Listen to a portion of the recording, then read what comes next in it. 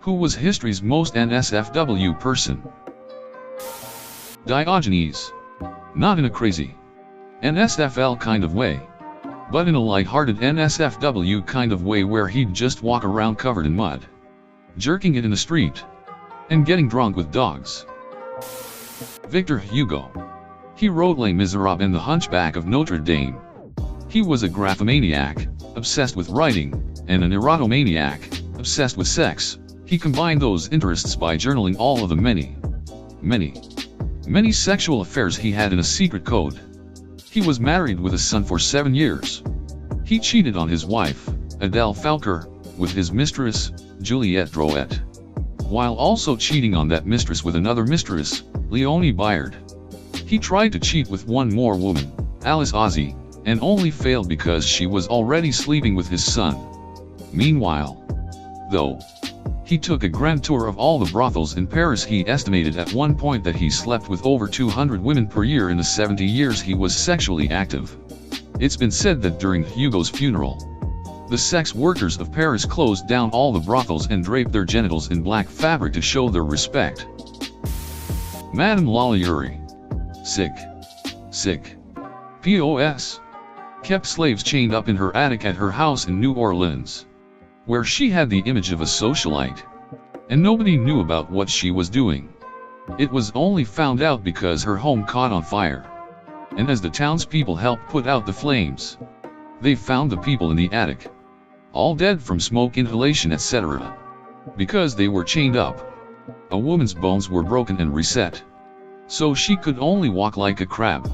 Several people had their eyes gouged out, and everyone had evidence of being whipped or mutilated.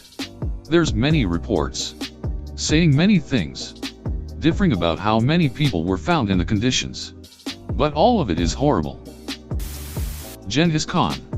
Not only did he conquer the largest contiguous land empire in history, but he was responsible for 40 million deaths at a time when the population of Earth was about 400 million.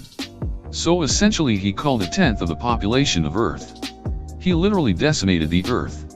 He also had at least 12 wives, little concubines, and so many children that about 0.5% of the world today is descended from him. Stalin. Killed 10+ million people, and when his son tried to commit suicide and failed, he just laughed and said, "He's so bad at everything he can't even kill himself properly." G.G. Allen may not have committed as many atrocities as the others here, but he sure as duck was NSFW. Elagabalus, or Heliogabalus, Roman emperor from 218 to 222, whose reign was marked by such debauched and profane behavior, such as replacing Jupiter with his own god, the deity Elagabalus that was his namesake, as the pantheon of Roman mythology. Numerous sexual scandals far too extreme even for the Romans, like the one where he liked dressing up as a woman and then prostituting himself in taverns and brothels, and then ultimately the imperial palace, or that time he married one of the Vestal virgins, which was a huge no-no, that his own Praetorian Guard turned on and assassinated him, not that the Senate or the populace cared all that much as they hated him too. His legacy is being remembered as one of the worst and most reviled Roman emperors ever. One historian remarked, "The name Elagabalus is branded in history above all others because of his unspeakably disgusting life. Doesn't get much more most NSFW of all time as someone being so legendarily reckless at their job that they not only got murdered by their own subordinates for it, but they also went down as one of history's most vile people ever because of it." Brutus. I mean, think about it. Here you are, the top dog in the workplace, planning a big announcement with your bestest buddy by your side, and whammo, suddenly you find yourself being stabbed by your co-workers, aka lesser bitches, 23 times. 23 damned times. At work of all places. But you know which of those stabs hurt the most? The one through your ducking heart by your bestest buddy. Marquis de Sade. His name is the base of the word sadism, which is defined as the tendency to derive pleasure, especially sexual gratification, from inflicting pain, suffering, or humiliation on others. Vlad the Impaler. Dude was all kinds of ducked up. He dined out front of his castle surrounded by people being slowly impaled on large stakes. UK Prime Minister Theresa May. You don't screw 30 million people without getting a little NSFW. The manager at Purity Distilling Company who decided to up productivity in the shadow of the 18th Amendment and helped cause the Great Molasses Flood in Boston. Probably Genghis Khan or Rasputin. Genghis ducked so many people that a percentage of people in Asia descend from him, whilst Rasputin probably ducked every girl in Moscow. Andrew Jackson's pet parrot was removed from his funeral for being too vulgar. So I'd say Andrew Jackson. Who is that serial killer that openly described ducking the slit throat of his mother? Or was it his GF? Joseph Mengele, Nazi physician that conducted incredibly inhuman experiments on the Jews and other prisoners at Auschwitz, such as testing the effects of eviscerating a live person just to see the results. Also tests on how radiation affects your body and other awful experiments. Messalina, mother of Emperor Nero, the original nymphomaniac, and was said to have challenged a prostitute to see who could service the most clients in one night. Messalina won by quite a few after the prostitute had to admit defeat. She was also a ruthless murderer that was executed because her husband found out she was plotting to kill him next. There is only one answer. The Marquis. The Sada. Words do not even describe the depravity, which is exactly how he wanted it. Elagabalus, Roman teenager emperor. Invite people to dinner and some of the dishes wear rocks painted as food. Hide lions and end their rooms. Put guts of children on the floor just because. Have a lotto when you can win a slave. Bees or snake bites, and the list goes on and on. I would vote for Caligula. He ducked everybody alive on planet Earth. Or Genghis Khan. He raped his way across all of Asia. Or Vlad the Impaler. Lenin. He will inspire your workers to seize the means of capitalist production. Not safe for most workplaces. Mao Zedong. The communist dictator had sex with underage girls and had STDs which infected his sex partners. And he never cleaned his genitals nor brushed his teeth. Probably not the kind of NSFW you're asking for. But I worked with a guy who was the least unsafe person at work. At one point he propped a ladder up against a door to reach something without closing the door. The ladder fell with him on it and he broke both his elbows. He had a bunch more accidents. And I'm pretty sure he spent more time off sick than he did at work. Christopher Columbus killed all the tribes that fought him and enslaved the peaceful one and owned sex slaves as young as 7 years. Terror comes to mind. He was a French showman and a soldier with a monstrous appetite, always being hungry and could rarely find anything to quell it. As a performer, he'd eat corks, stones, baskets of apples, and live animals.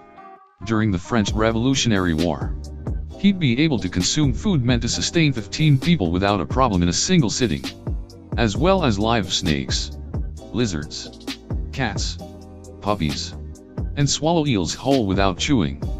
After becoming a courier for the French army by smuggling documents that he'd eat and later retrieve from his stool, he agreed to participate in any medical experiments to help him cure his appetite. When they failed and the medical team couldn't keep him on a stable diet, he'd sneak out of the hospital for organ meat that was disposed of by local butchers, and attempted to drink the blood of other patients and eat corpses in the morgue.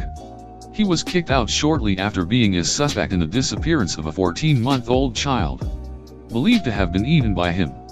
The circumstances of his death and autopsy are also fairly NSFW. The Vatican. The history of atrocities that have emanated out of that place make all of them NSFW or not safe for world. Not safe for boys works as well. R.A. Rasputin. Lover of the Russian queen. He was a cat who really was gone. R.A. Rasputin. Russia's greatest love machine. It was a shame how he carried on. The mad monk Grigory Yefimovich Rasputin, known commonly as Rasputin, used his psychic powers to manipulate the Russian imperial family and live a life as a self-proclaimed hokey man that believed you needed to surround yourself in sin to purge it from yourself. Hijinks ensued. Marquis de Sade was pretty NSFW. So much so his name is where we get the terms sadist and sadism. Marquis de Sade was a truly interesting and sick individual. Wrote a ton of sexually charged books, particularly Solo or 120 Days of Sodom. The novel itself was never finished, the later chapters being notes and bullet points. But a film was made based off of it. It's about 4 men of prominent standing in Italy that capture 9 boys and 9 girls of varying ages to live out every perversion they can imagine. Many of these included rape, sodomy, also rape, coprophagy, bizarre forced marriages and all forms of physical abuse. They hire a few older prostitutes to recant their tales of sexual exploration and abuse at young ages, like 5 or 6. One talks about a priest hold her legs open as he watched her pee. The movie ends with them killing off the remaining children in a variety of brutal manners. Things like cutting out their tongues, scalping them, etc. This isn't the only book of this nature he wrote. He had an obsession with total liberty from sexual norms and wrote about all forms of sexual deviancy as a ways of expression. He himself had a bit of a sordid sexual past, but I can't recall much. He has produced such sickening material that I was convinced the term sodomy had been coined from his name. No evidence to support that. Check him out. Bob Flanagan is maybe an interesting modern example. He had a very painful disease, cystic fibrosis, and used BDSM as self-therapy for it. Mostly known as that guy from the Happiness in Slavery video clip from Nin. Thomas Midgley Jr. invented leaded fuel to prevent knocking in engines, led to increasing levels of atmospheric lead with associated health and social issues. He went on to create CFCs to improve refrigeration, accidentally creating a substance that started to destroy the ozone layer and increase skin cancer rates worldwide. Guy was just trying to solve problems, ended up massively screwing things up. Marie Curie perhaps?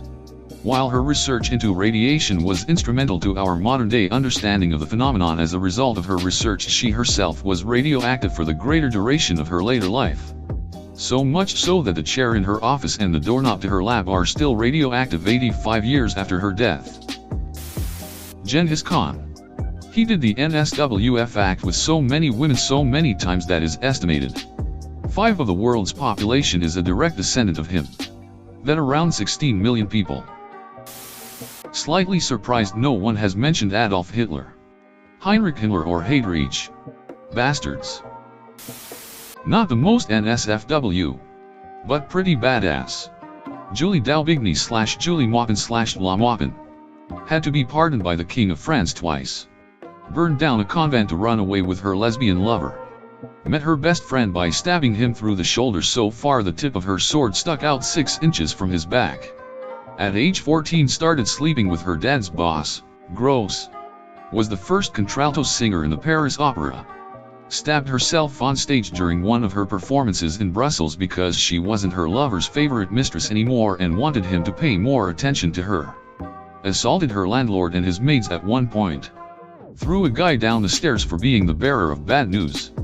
Wore men's clothing most of her life, in the 17th century, etc. etc.